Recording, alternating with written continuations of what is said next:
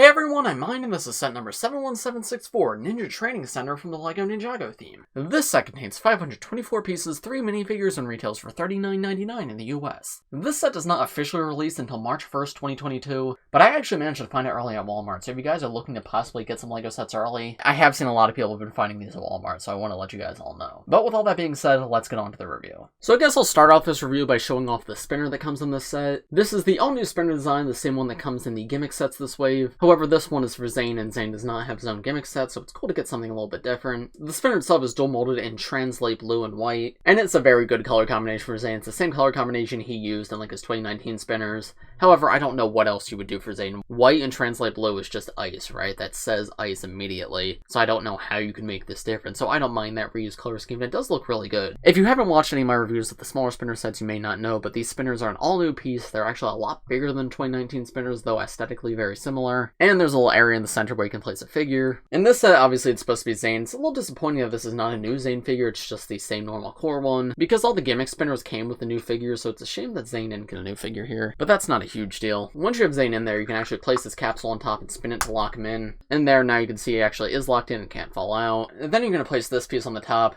This is both a handle and a way to actually attach the ripcord. And this is exactly the same build as the one that comes in all the gimmick sets. The only difference is the color of this piece at the back. In this set, it's white for Zane, but it's a different color in all the gimmick sets. But something cool about all of them is they come with this all new printed piece of like this Spinjitzu swirl. And that's a really cool new part, and I appreciate getting it here. But yeah, you attach that to the top of the spinner like this, and then you can thread the ripcord through. This is actually a new ripcord piece. It's not the same one that was on the Spinjitzu spinners. This one is rounded and significantly thinner. It feels a lot nicer. It feels like it fits in the world of LEGO a lot more. The old one felt very clunky, but I actually don't mind this one. And once you have that all together, you can grab onto the top right here, pull back on the ripcord, and there you go. Now Zane will spin.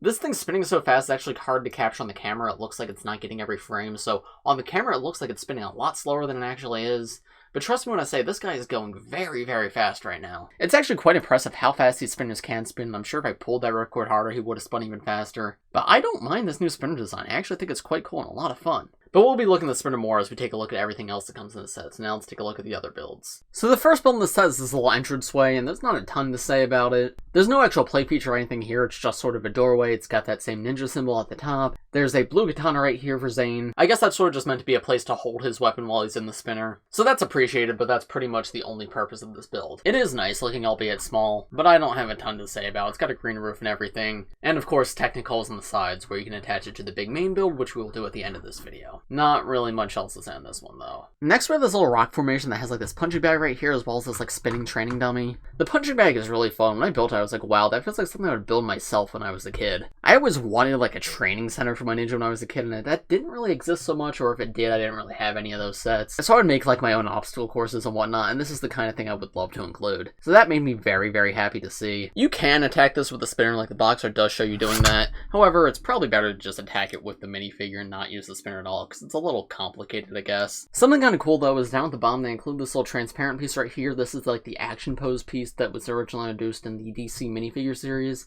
So if you want, you can actually have one of the ninja attached to that and attacking the punching bag. And that's just a pretty decent way to pose your figures. And then the little spinning training dummy on the side is exactly what it sounds like. It can spin, kind of. Again, you could try to attack the spinner with that if you wanted, but I think it's easier to just use that as a training dummy for the minifigures themselves rather than the full spinner. But it is an option you have, and I think it's alright. Again, something I would build on my own training courses, but I don't know, this one just feels a little bit janky to me. Oh, and these two parts are supposed to be attached, but you can also just separate them. So if you want to rearrange them to different parts of the build, you can. Alright, the next build, or builds, I guess, are interesting. I don't know how I feel about these.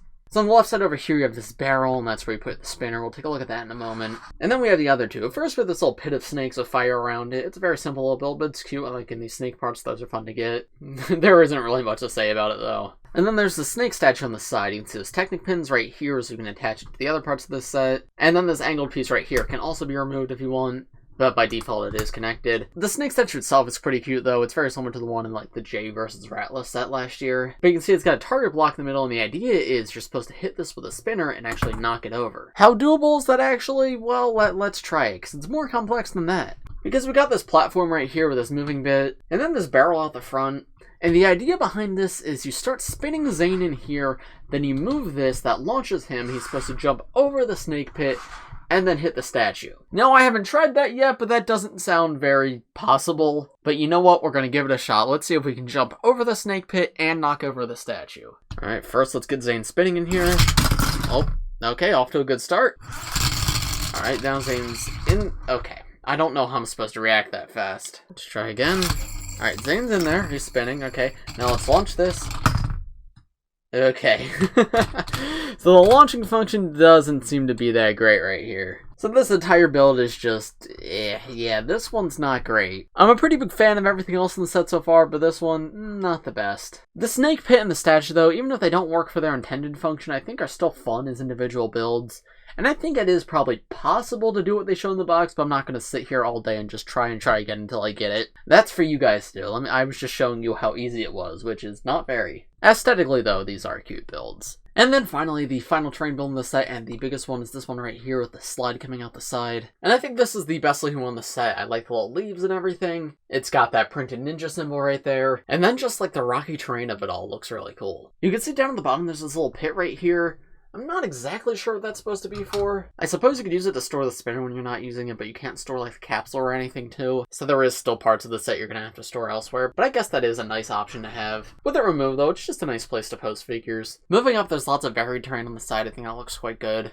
Lots of bits of plant growth all over. I really love these leaf pieces. It's got like a very autumny feel. I think they look quite beautiful. On the other side, you have like the slope that descends down into a slide. And around the back, you can see that there's more of the leaves and trees and whatnot. There's one of the core banners on the side. This one has like a Spinjitzu tornado on it in purple. I think that one's a really cool one. All of the core like teamwork banners are really cool printed parts, but this is another very nice one to get. Very happy to have it. And then at the very top there's this rock, and this probably doesn't shock you, but this is yet another spinner mechanic. You're supposed to put the spinner inside the rock.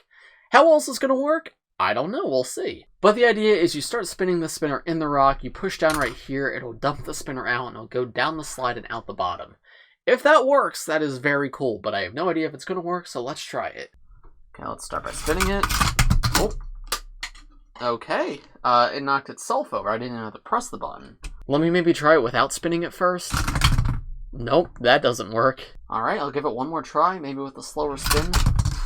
Yeah, no, this is not working. I do like what they tried here with this build, and if it worked, it would be quite cool, but it just doesn't work, unfortunately.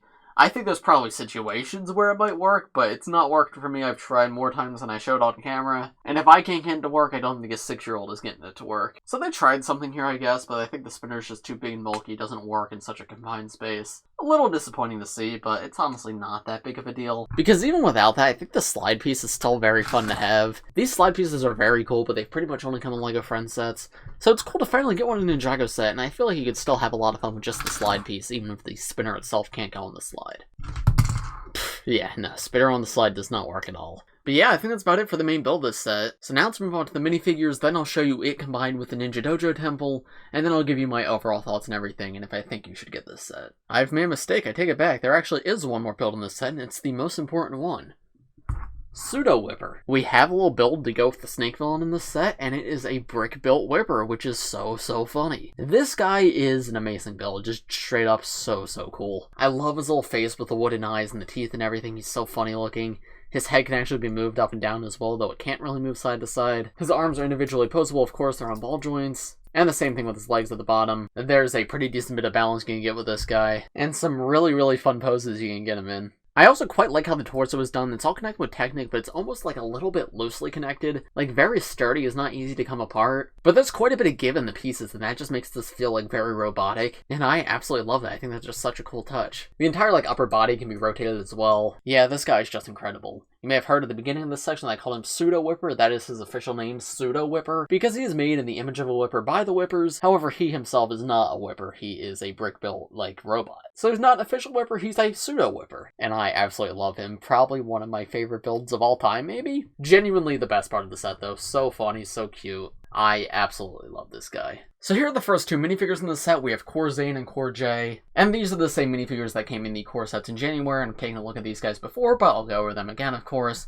Core Zane, I think, is an amazing minifigure. I love, like, all the metallic silver on his chest. And I love the use of this blue color both on his hood and his torso. I think that's a really, really cool color for Zane that he hasn't used too much in the past, so it's very cool to see it here. He's also sleeveless, which is interesting because none of the other ninja are, but I think it fits him well enough. He's got this little symbol at the bottom, which is the letter Z written in the Ninjago language to obviously represent Zane. And then he's got a little bit of tan on his belt, like around his knees. I don't know if I love that. I feel like that sort of distracts from the overall color scheme. It's not a huge deal though. I still think it looks alright. No armor piece on this guy, unfortunately, which is a little disappointing to see. I guess it's because they wanted him to fit in the spinner, but I still think he would have fit with an armor piece. I'm not sure why that's not included. But if you have an extra from one of the other core sets, you can obviously very easily move that to Zane. And then in terms of Jay, I actually quite like this suit for him. The light yellow is a really unique color that Jay's never used before, but I think it fits him pretty well and it looks amazing, especially like on his hood. I feel like the left side of his torso is maybe a little bit simple, but that's alright. It doesn't have to be that detailed. And he's got the letter J written in the Ninjago language for J, of course. Yellow belt, and then his legs actually become sand blue, which is an interesting color transition, but I think it's actually done pretty well.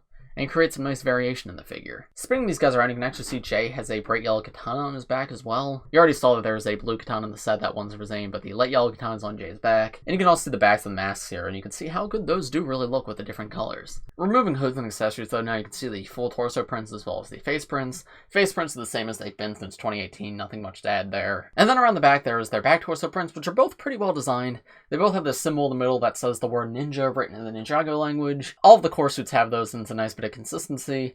And there's the back head prints as well. I really like the ice shard design on Zane's back. I think that part's especially cool. But I don't think I have anything else to say on these two. Oh, I guess another thing is these are the two ninja that don't come in the big Ninja Dojo Temple. And this set is, of course, an expansion of that set. So if you get both of those sets, you do get all the ninja, which is a nice touch. But yeah, now let's move on to the other minifigure in this set. The final minifigure in this set is a Geo Whipper, also known as a Boa Destructor. This guy, of course, comes in many, many core sets. In this one, he does come with his armor piece. However, he does not come with his, like, big gauntlets. That's a little disappointing because I think the gauntlets are really cool. They do come in quite a few sets, but it would have been nice if they came in this one as well. However, instead of them, he just gets one sword in this set, which I think is fine. Geo Whipper, though, is one of my favorite minifigures of this year so far. I think he just looks so cool. Pyro Whipper head, obviously very funny that they were using that, but I think they generally managed to make him look quite cool. The governmental gray with the orange beneath that has just like such an ominous look to it, and I love like the armor design on the torso and into the legs and everything. Genuinely just a cool looking minifigure. I really like this guy. There's the back torso print too with like that scale design, and if I remove the head, you can see the entire top of the torso. Shoulder pads are pretty cool pieces too. Again, he come in other sets, but it's nice to get more here. Yeah, I don't think I have anything else to say on this guy because I reviewed him in what, like 6 other sets already. But he is a very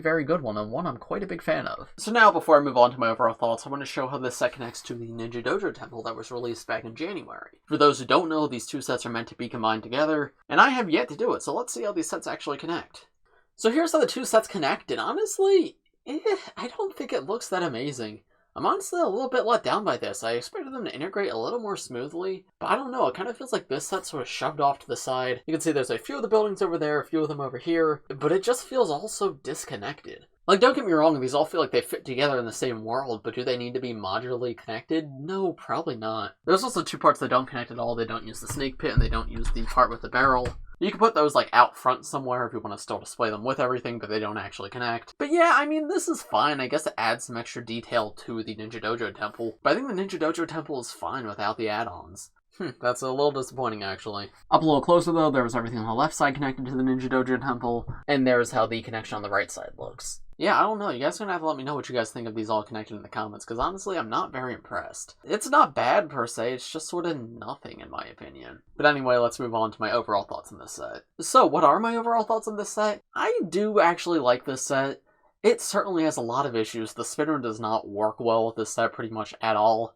I think all the things that are supposed to be incorporated with the spinner, none of them really work. However, that being said, I don't think the set needs the spinner for it to be good, because the slide is still fun on its own, the punching bag is still fun on its own, the training dummy is still fun on its own, and of course the set does come with Pseudo Whipper, which is the best build we've ever gotten in LEGO, so obviously this set's a 10 out of 10. No, but seriously, I think it's a fine set. It's definitely pretty big for $40. You get a lot here, especially considering the spinner you get, because they sell the spinners on their own for $10. So for $40, honestly, I would recommend you pick it up. Do you need it as an expansion to the Ninja Dojo Temple? No, you definitely do not. But even with Jay or Zane for relatively cheap, this is a fine way to get them. And I think there is a lot of fun to be had with this set, just not in the way the designers intended, because it does not work that great with the spinner. But anyway, those are just my thoughts. Let me know what you guys think of this set in the comments below. If you enjoyed this video, please press like, subscribe if you're new. I do LEGO and Ninjago videos like this almost every day, so if you subscribe, you're the first to see them. Thanks for watching, everybody, and I will see you in the next one. Bye.